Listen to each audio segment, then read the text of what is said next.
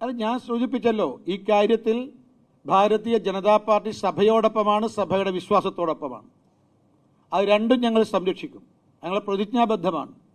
അതിനു വേണ്ടിയിട്ടാണ് ഛത്തീസ്ഗഡിൽ അറസ്റ്റ് ചെയ്യപ്പെട്ട കന്യാസ്ത്രീകൾക്ക് നിയമപരമായ സംരക്ഷണം ഉറപ്പുവരുത്താനാണ് ബി.ജെ.പിയുടെ സംസ്ഥാന ജനറൽ സെക്രട്ടറി അനൂപ് ആന്റണിയുടെ നേതൃത്വത്തിലുള്ള സംഘത്തെ ഛത്തീസ്ഗഡിലേക്ക് ബി.ജെ.പിയുടെ സംസ്ഥാന അധ്യക്ഷൻ ശ്രീ രാജീവ് ചന്ദ്രശേഖർ അയച്ചിട്ടുള്ളത്. നാളെ രാവിലെ തന്നെ ശ്രീ അനൂപ് ആന്റണിയും സംഘവും ഛത്തീസ്ഗഡിലെത്തും. ആവശ്യമായിട്ടുള്ള സഹായ സഹകരണങ്ങൾ നൽകും. ഞങ്ങളെ സംബന്ധിച്ച് സഭയോടുള്ള സഭാവിശ്വാസത്തോട് ഉള്ള ഞങ്ങളുടെ കാഴ്ചപ്പാട് വളരെ വ്യക്തമാണ്.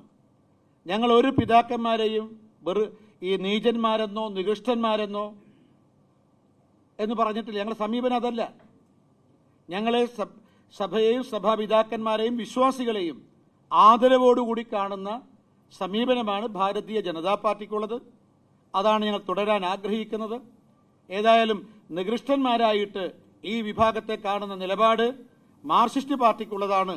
ശിവൻകുട്ടി ഇതിനെക്കുറിച്ച് മുഖ്യമന്ത്രിയുമായിട്ട് സംസാരിക്കുന്നത് നല്ലതാണ്.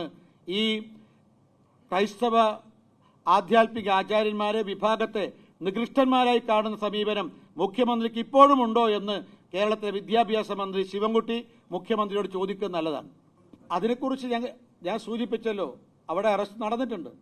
പക്ഷെ അതിന് ചെയ്യാൻ സാധിക്കുന്നത് അവർക്ക് പൂർണ്ണമായും നീതി ഉറപ്പുവരുത്തുക എന്നുള്ളതാണ്. ആ നീതി ഉറപ്പുവരുത്താനാണ് ഭാരതീയ ജനതാ പാർട്ടി തയ്യാറാകുന്നത്. ഞങ്ങൾ കന്യാസ്ത്രീകളോടൊപ്പമുണ്ട്, സഭയോടൊപ്പമുണ്ട്, സഭാ വിശ്വാസത്തോടൊപ്പമുണ്ട്. ഇത് ഞാൻ പറഞ്ഞല്ലോ, ഇക്കാര്യത്തിൽ ഇത്തരത്തിൽ ഞങ്ങളുടെ സഭയോടൊപ്പമാണ് ഞങ്ങളുള്ളത്, കന്യാസ്ത്രീകളോടൊപ്പം ഞങ്ങളുള്ളത്, സഭയുടെ വിശ്വാസത്തോടൊപ്പമാണ് ഞങ്ങളുള്ളത്.